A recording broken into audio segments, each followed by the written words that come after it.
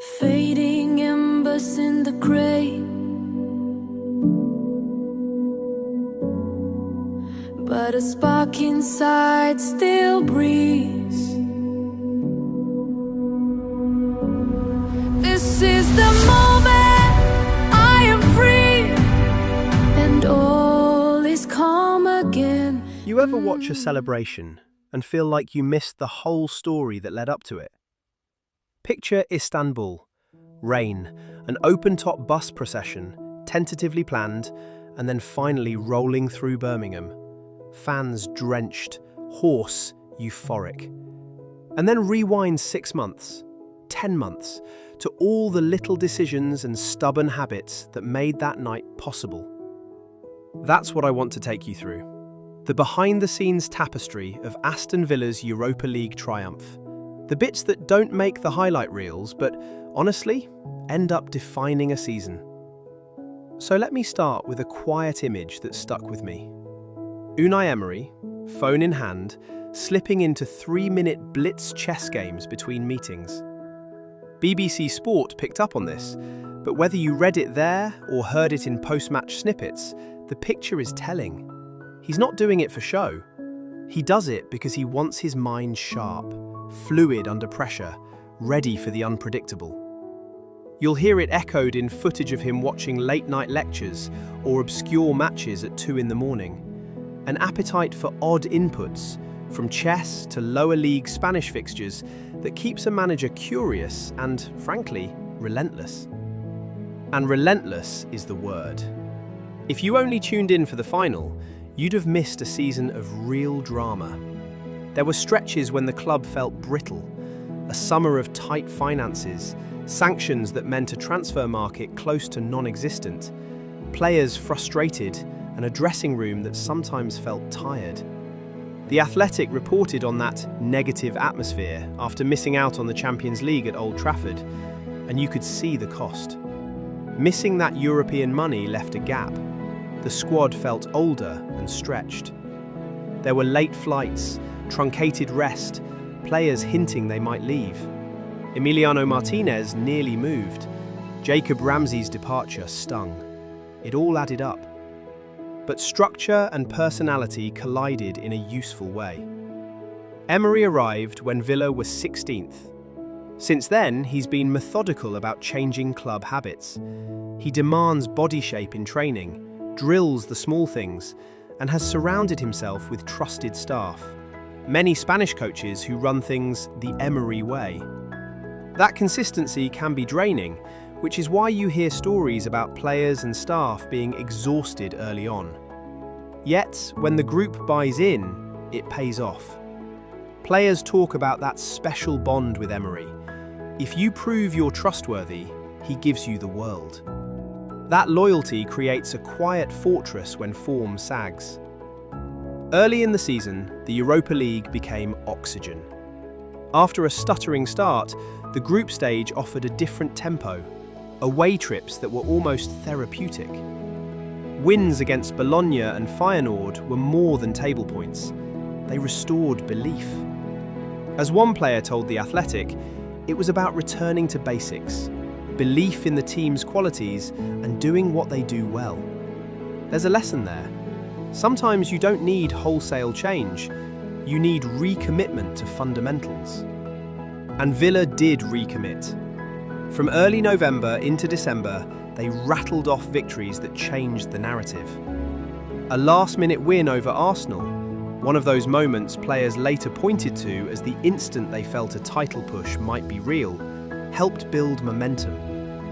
That run, an 11-game winning streak at one point, defined the season. But football, being football, then punished them with injuries. A triple blow to midfield. Kamara, Tielemans and McGinn all hit at once, left gaps that exposed Villa's depth problems. Form dipped and critics rallied. Here's what's interesting: the way they managed the psychological load. Emery's knockout approach is surgical. Keep the away leg tight, open up at home. That's classic Emery, and it played out in the semis. The first leg at Nottingham Forest was a stumble. The second leg, a statement. That turnaround wasn't magic. It was preparation, belief, and a coach trusting his principles. The Athletic's inside reporting captured how the dressing room rallied, how tactical tweaks and a tough team talk turned nervousness into intensity.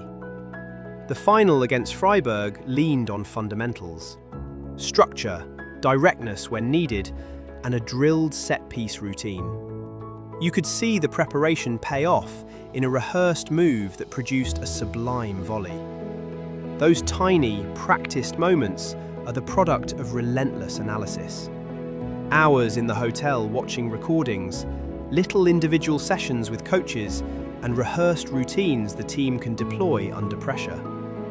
BBC Sport noted Emery's tendency to watch opponents obsessively, even the lesser-known sides, and that meticulousness matters in finals.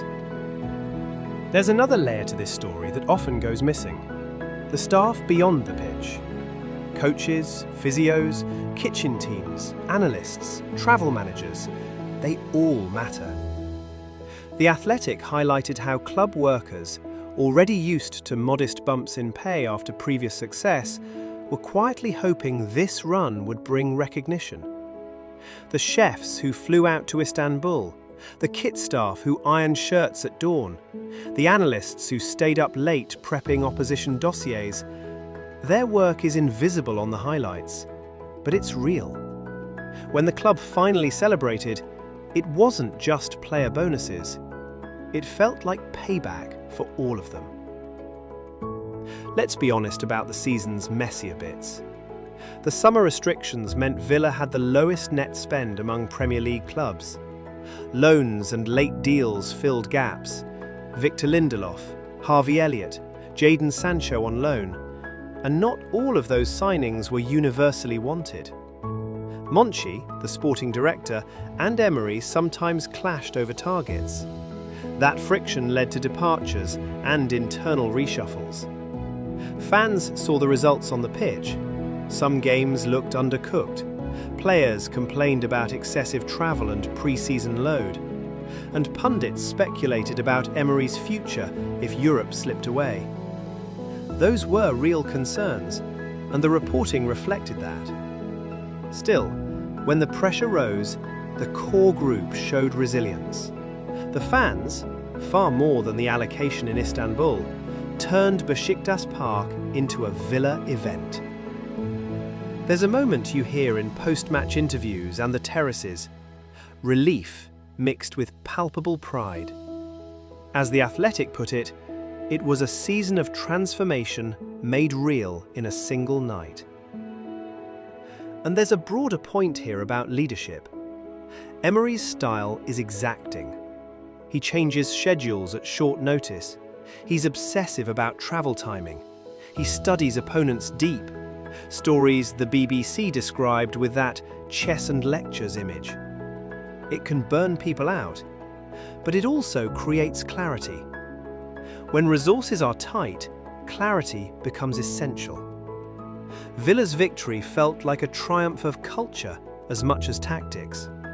A collective identity, drilled principles, and trust in a manager's methods. So where does Emery go from here? For him, there's the sea and the Basque coast and family time, a breathing space he sometimes alluded to. But he's the kind of man who will be studying again before long. He sleeps a little more after a win, sure, but then the preparation for next season starts. He'll tweak details, bring in small innovations, and return with the same hunger. That combination, a hungry coach and a squad now steeped in European success, is worrying for opponents. If you take one thing from this, it's that trophies are messy and layered. They're stitched together from late-night chess games, from lectures watched at strange hours, from injured midfielders who return as heroes, from kit staff working at dawn, and from a manager who's obsessive but fiercely loyal. Villa's Europa League win wasn't a single bright flash. It was 3 years of accumulation. Choices, small and large, meeting the right moment. So picture the final scene again. McGinn, soaked in rain, singing with fans in Istanbul. Emery standing a little apart, the same intense look he wears when a plan coagulates into success. Both men and an entire club finally allowed to breathe. You could hear it in the way teammates joked afterward, in Emery's measured words in the press room, and in the quiet celebrations that felt both ecstatic and, in some strange way, inevitable. Thanks for sticking with me through that.